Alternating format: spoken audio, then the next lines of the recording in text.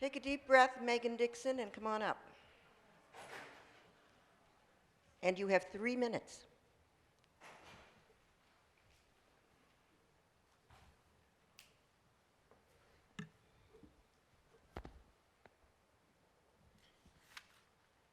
Hey there, everyone. My name is Megan Dixon, and I have an autism spectrum disorder known as Asperger's syndrome. And horses have actually helped save my life. And today I'm going to address about the Free Roaming Wild Horse and Burros Act of 1971. According to the Wild Free Roaming Horses and Burros Act of 1971, these animals are protected from capture, branding, harassment, and death. To accomplish this, they are to be considered in the area where they are presently found as an integral part of the natural system of our public lands. The mission and spirit of this act are currently being ignored. Herds are being zeroed out by many healthy wild horses and burros being taken from sustainable areas. These animals have been captured, branded, gelded, and harassed, sometimes to the point of their own death and captivity. As the wild horses and burros are being removed from their natural systems on our public land, it is plain to see provisions of this act are being manipulated, allowing the management of these animals into extinction. We understand this board has been appointed to control and manage the wild horses and burros. However, we cannot completely disregard the rest of the act. Genuine advocacy truly dedicated to these animals' welfare needs representation on this board. Ignoring the true meaning of the act that protects these animals under federal law. No other horse is quite as American as the Mustang. These tough, enduring horses reflect the history and influences of many nationalities and peoples who were forced to confront the westward expansion. The American Mustang is just like the American people. It is an amalgamation of everything that has gone before. These herds have earned their freedom. The majority of the free roaming horses and burros on U.S. soil are the issue of many generations of the herds living and surviving in the wild. Their ancestors helped build this country. These American Mustangs survive as freedom does in the hearts of the American people. These horses' survival gives me hope. The American Wild Mustang symbolizes my ability to overcome obstacles and pursue my goals no matter what stands in my way. These horses are an iconic symbol of America today. As a person with a disability, these horses give me hope when times feel hopeless. Please let my hope be free. Thank you, and God bless you all. Megan, thank you so much for being with us. Thank you so much. I'm going to say the next 3 people just so we know. Kevin?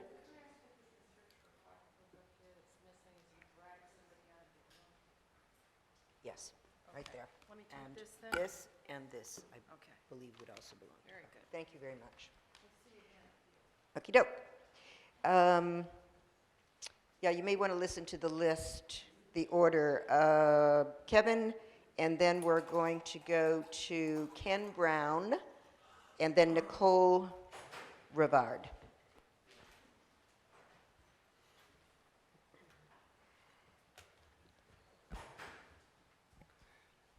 Thank you for letting me be here. My name is Kevin Borba. I'm a Nevada rancher out of Eureka, Nevada, and I'm sure most of the people here have seen us on the Facebook with the Fish Creek horses. You know, I think that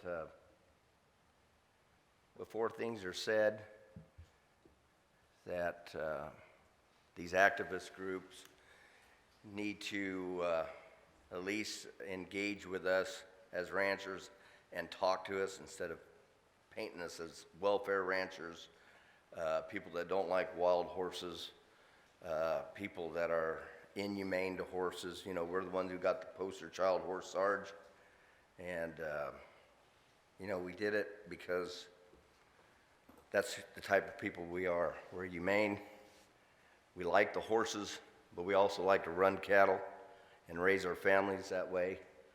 And I think we need to come together with the BLM and all of us groups and come to a solution to make it all coincide instead of painting everybody as bad guys, and our kids and our wives. Everyone's affected, you know, and our worst one is the Laura Lee of the bunch. And she's on us hard. And I've never even spoke to the lady. I've seen her. But, you know, if you look at the internet and you see these things, and I'm sorry, I'm very nervous, but it grabs at my heart that there could be such bad blood here and nothing gets done. It's just a bunch of people arguing and painting each of us as bad people when we should just come to some solutions to fix the matter. I don't have more to say on it, I guess. But thank you very much. Okay, you have another 60 seconds if you want it. No, ma'am. No. You good? Yes, I'm good. I'm sorry. Okay. Okay, so that was Kevin, right? And now, I'm sorry, now we're going to be Ken Brown and Nicole Rivard.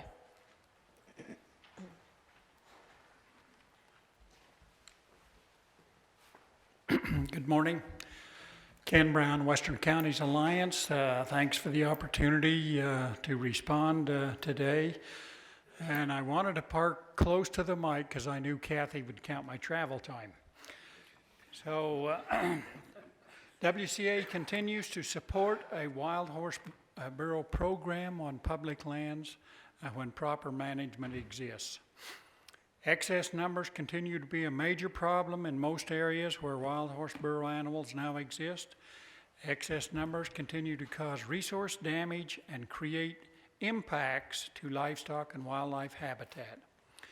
WCA supports the working group concept that the board has put in place. This process can better provide better background information to the board and staff relating to an issue or issues for the program. WCA continues to support the reintroduction of disposal facilities which are necessary to care for animals in need. State land managers and private rangeland owners continue to express concern about WHB animals roaming on land under their jurisdiction, which they do not support. WCA continues to support an enhanced gathering process which assists in reducing numbers. Choppers continue to be a valuable and a humane tool to assist with gathering. WCA continues to not support transplanting WHB animals to areas where they do not currently exist. The only way we would support anything like that is if it's totally supported by the local government. WCA thanks the board and staff for the good work as you endeavor to make the WHB program better. Thank you. You're done? Okay.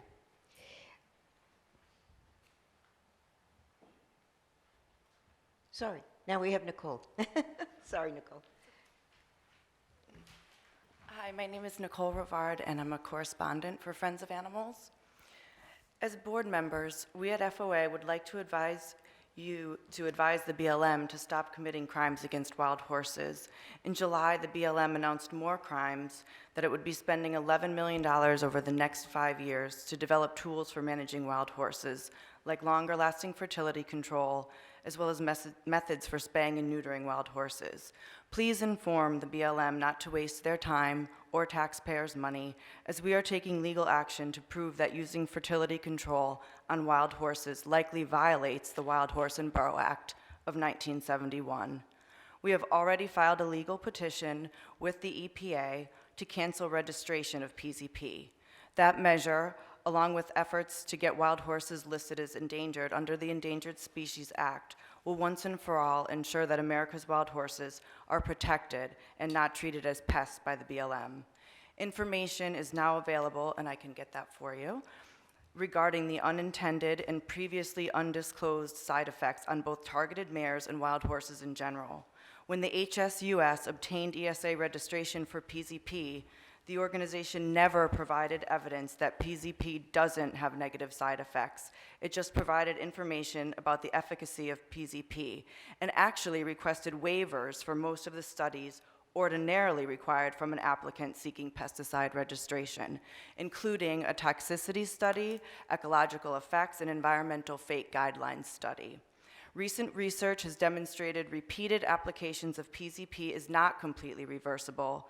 It can increase mortality in foals post-PZP effectiveness, and it interferes with herd cohesion, which is critical to the overall health of wild horses. In addition, preventing mares from producing foals can create a genetic bottleneck that may ultimately extinguish the species as a whole. FOA is adamant that new studies indicate that PZP use is harassing and even killing wild horses. The stress caused by denying a mare the ability to reproduce if she wants is harassment.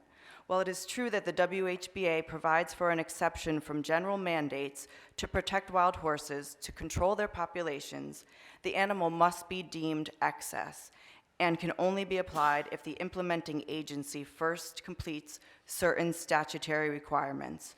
It may be that with regards to the decision to dose a particular mare, the implementing agencies can comply with the WHBA. However, the other horses in the herd that are not dosed with PZP, as well as the unborn foals, cannot be legally defined as excessive, and thus, the risk of harassment or death to these animals posed by PZP violates the WHBA. Like Dean said yesterday, stay tuned. And one other comment, I see that the BLM, it looks like they've spent a lot of money on this new PR campaign for AmericanMustangs.com, and I would just encourage everyone in the room to read a book called Last Chance Mustang. It's out, it's by Mitch Bornstein, it's new, and it tells the other side of the wild horse and burro adoption program. Great, thank you so much, Which Nicole. sentences wild horses to a life of abuse. Appreciate and it. Thank you. Appreciate your time and your comments. So I'm just going to say we have Priscilla next, Priscilla Farrell, is that correct? And then I have Brian, but we already had Brian Klippenstein, correct? Yep. So then our final public comment will be from Heather Shryock.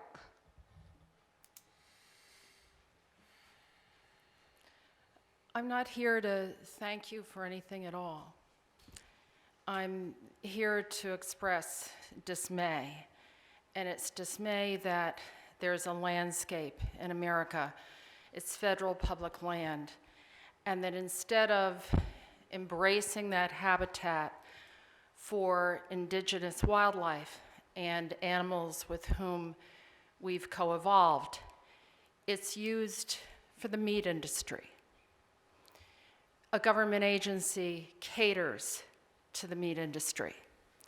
The groups that partner with BLM, the groups called Assets yesterday, cater to the meat industry. They eat cows, they eat sheep, they call it a livelihood, and you've got a government that thinks its role is to uphold the meat industry. In Nevada, cows and sheep outnumber wild horses, sometimes 114 to 1, 50 to 1, 30 to 1. The same is true in other states, including Wyoming. How do you possibly breed animals into existence only to be chops and hamburgers and call it a boon to civilization? Those animals live only so long to reach a blood-drenched slaughterhouse. And now the same is true for wild horses. They're being decimated across Western states. You're finding cooperative groups through contracts, money exchanges, whatever excites them to do your bidding and to help with suppressing populations already at very low levels. In Montana, 6 out of 7 wild horse herds were abolished, and we had a fight over the 7th herd, the prior mountain horses. We're going to be filing another lawsuit next week, Friends of Animals, to protect some horses that are up for another raid. And this is going to go on, and these challenges will go on until there's a new administration, perhaps a new Secretary of Interior, perhaps new employees at the BLM. I think the agency needs to be dismantled. It needs a new philosophy. What's wrong here is not the minutia. I can't argue all your little numbers. It's that you have somebody offended that a wild horse, quote unquote, act like a zebra. Zebras are wild horses too. They defy domestication. I defy domestication.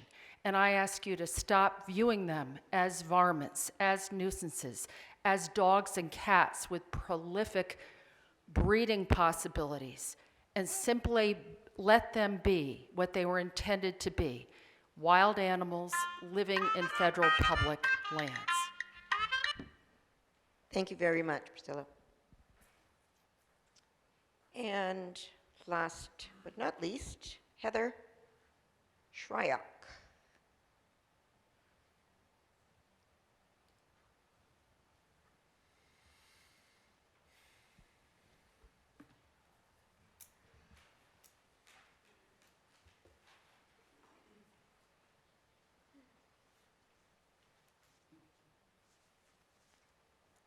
Hi, I'm a native Oklahoman. I didn't come down here with a prepared speech or anything. I just came down here because my heart led me to. We have an obligation as God's children to protect and preserve all of His creation. That includes the wild horses. The public lands, they're His before they're ours.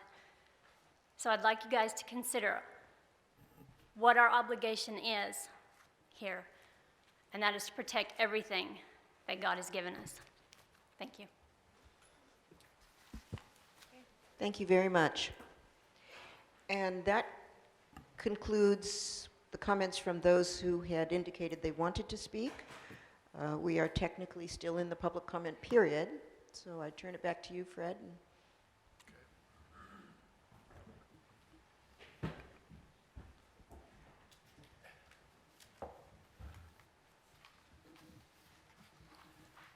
Very interesting, and the board appreciates everything that has been said and will take it under advisement.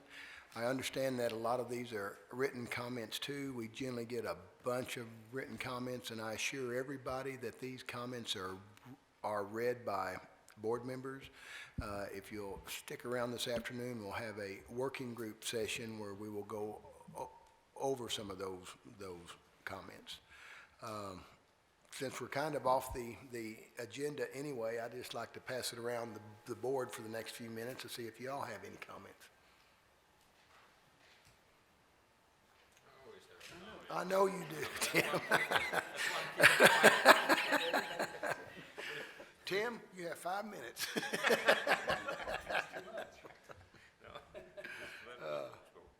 If not, I'm going to adjourn the board meeting, and we will re-adjourn at, what time do we re-adjourn? 1 o'clock. 1 o'clock. Right? We're adjourned.